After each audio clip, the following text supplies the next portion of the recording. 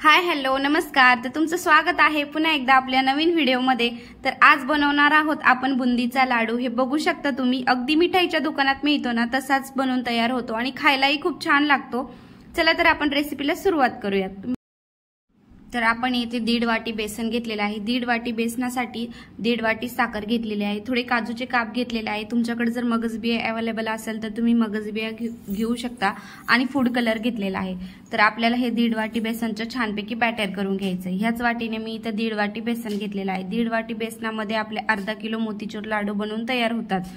तर हे बेसनपीठ एकदम आपल्याला बारीक बेसनपीठ घ्यायचे, जास्त जाडी नाही, त्याची बुंदी अशी छान पडते। तर जे हिरा बेसनपीठ किंवा पॅकेटचं बेसनपीठ असतं ना ते तुम्ही तिचा वापर करू शकता। तर थोडं थोडं पाणी टाकून आपल्याला छानपैकी याचं बॅटर बनवून घ्यायचंय।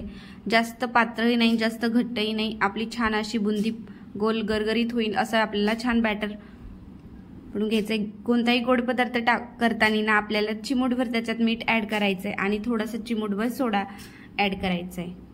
तर सोड्याने ना आपली बुंदी छान फुलते आणि कुरकुरीत पण होते। तर असं थोडं थोडं पाणी टाकून छानपैकी आपल्याला याचं बॅटर बनवून घ्यायचंय।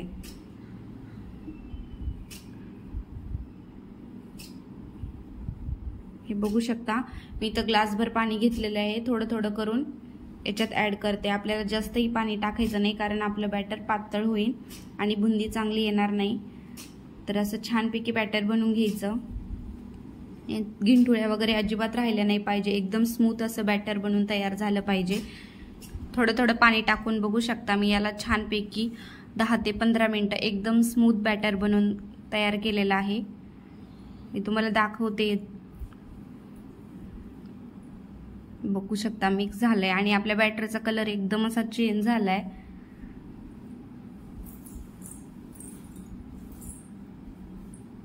बुंदी पाडण्यासाठी एकदम असं परफेक्ट बॅटर बनवून इथं तयार झालेलं आहे। जास्त पातळही नाही जास्त घट्टही नाही, याची बुंदी खूप छान बनवून तयार होते। हे बघू शकता, तुम्हाला दाखव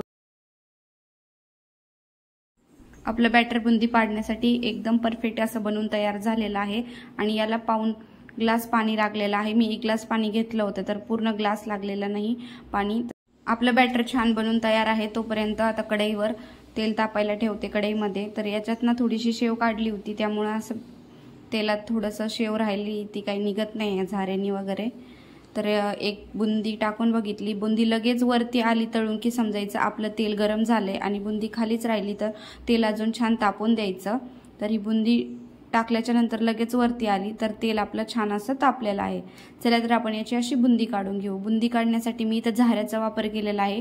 तुम्ही आपली जी खोबरं किसायची किसणी असते ना त्याचा पण वापर करू शकता। बघू शकता किती छान गोल गरगरीत बुंदी निघतीये, कुठेही चिपटी वगैरे होत नाहीये आणि झाऱ्यानी पण बुंदी छान निघते। बुंदीची भरपूर ट्रिक आहे तशी बुंदी काढायची।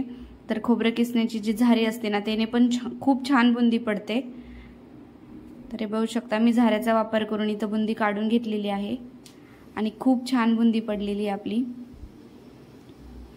आणि असं मस्त छान आता बुंदीला आपल्याला कुरकुरीत होईपर्यंत छान तळून घ्यायचंय।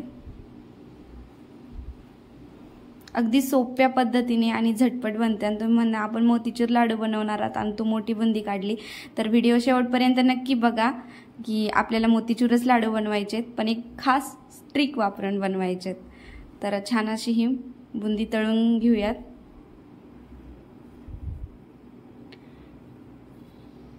हे बघू शकता आपली बुंदी खूप छान तयार झालेली आहे आणि याला आता मी काढून घेते। आणि खूप लवकर तळून होते आणि खूप छान कुरकुरीत होते। हे बघू शकता आपण आता बुंदी मी तुम्हाला काढून दाखवते। जास्तही तळून द्यायची नाही कारण बुंदी लवकर जळते, लाल होते। जास्त लालही काढायची नाही आपल्याला, अशी मस्त कुरकुरीत दोन्ही साईडनी तळली गेली की काढून घ्यायची। तर इथं अशाच प्रकारे आपण ते पीठ केलं होतं त्या पिठाची सगळी बुंदी इथं काढून घेऊयात।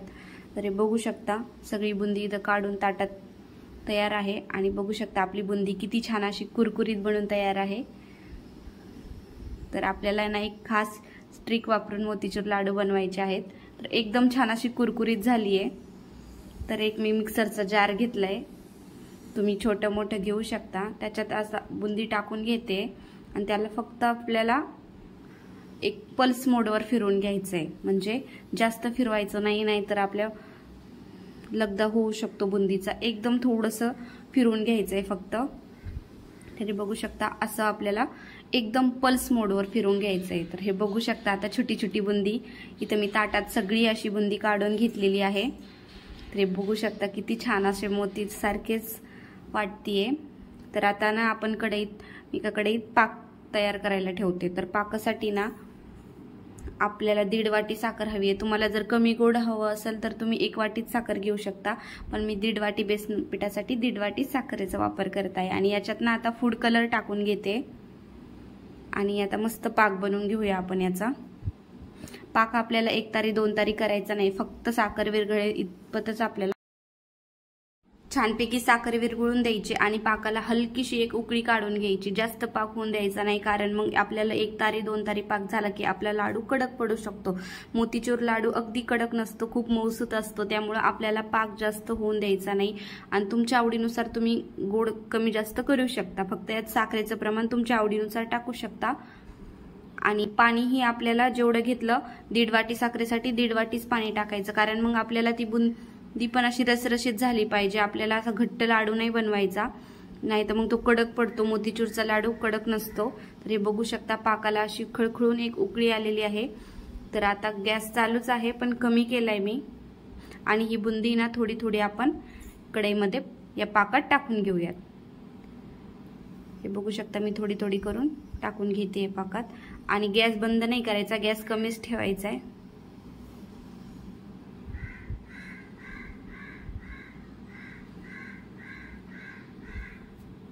आणि आता याला मिक्स करून घ्यायचंय। हे बघू शकता याला असं छान मिक्स करायचंय। तुम्ही म्हणता नाही खूप पातळ झालंय, पण गॅस चालूच आहे आणि थोड्या वेळात तुम्ही बघू शकता हे बॅटर किती आटतंय। आणि मी जे काजूचे काप करून घेतले होते ना ते यात टाकून घेते। तुमच्याकडे मगज बिया असेल तर ते पण टाका।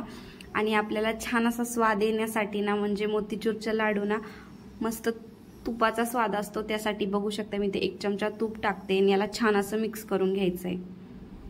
आता हे बॅटर खूप पातळ आहे, पण गॅस चालू आहे तर याला सतत हलवत राहायचं, ते खूप आटत जातं। हे बघू शकता तुम्ही खूप पातळ आहे। आता हळूहळू हे बॅटर एकदम घट्ट होत जातं। जी बुंदी आहे ना ती छानपैकी पाक असा शोषून घेते आणि मस्त छान लाडू होतात आपले। तुम्हाला तूप जास्त आवडत असेल तर तुम्ही या तुपाचा जास्तही वापर करू शकता, कारण मोतीचूरच्या लाडूला तुपाचा स्वाद असतोच।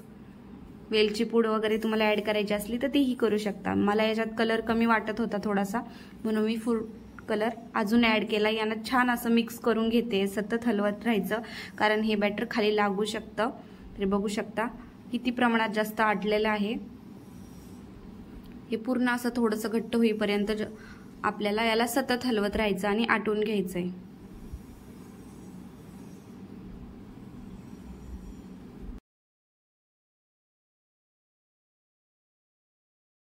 बिफोर आणि आफ्टर तुम्ही बघू शकता। आधी किती असं पातळ बॅटर होतं, पण गॅस चालूच आहे आणि सतत हलवल्यामुळं बुंदीनी पाक छानपैकी शोषून घेतलेला आहे।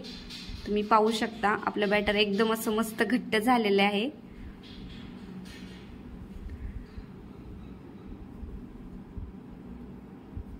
आपण आता गॅस बंद करून घेऊयात आणि याला ना काढून घेऊयात एका ताटामध्ये। हे बघू शकता मी आता ताटात याला काढून घेतलेलं आहे छानपैकी। आणि याला थोडंसं असं पसरून देऊया।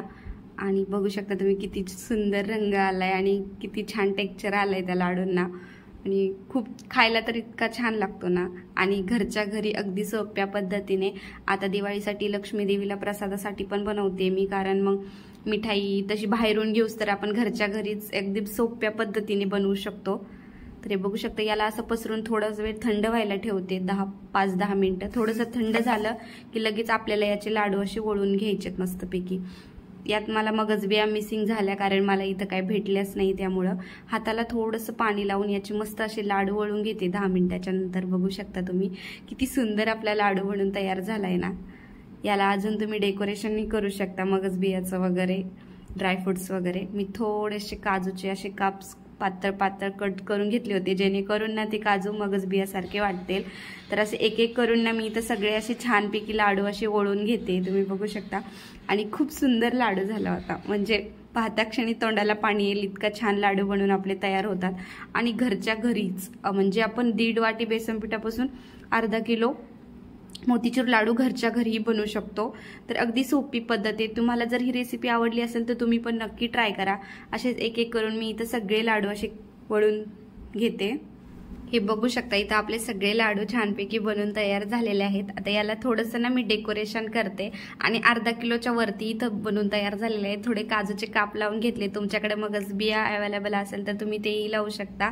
तर बघू शकता किती सुंदर झालेत ना, आणि बघता क्षणी तोंडाला पाणी येईल इतके छान झालेत आणि खूप आतमधून पण दाणेदार झालेत। मी तुम्हाला एक लाडू छानपैकी फोडून दाखवते। तर हे बघू शकता आतमधून किती रसरशीत अगदी मिठाईच्या दुकानात मिळताना तसेच झालेत। तर तुम्हाला ही माझी रेसिपी आवडली असेल ना, तुम्ही नक्की ट्राय करा आणि चॅनलवर नवे असले तर प्लीज चॅनलला लाईक्स आणि सबस्क्राईब करा। थँक्यू, धन्यवाद। आणि तुम्ही या दिवाळीला नक्की बनवा।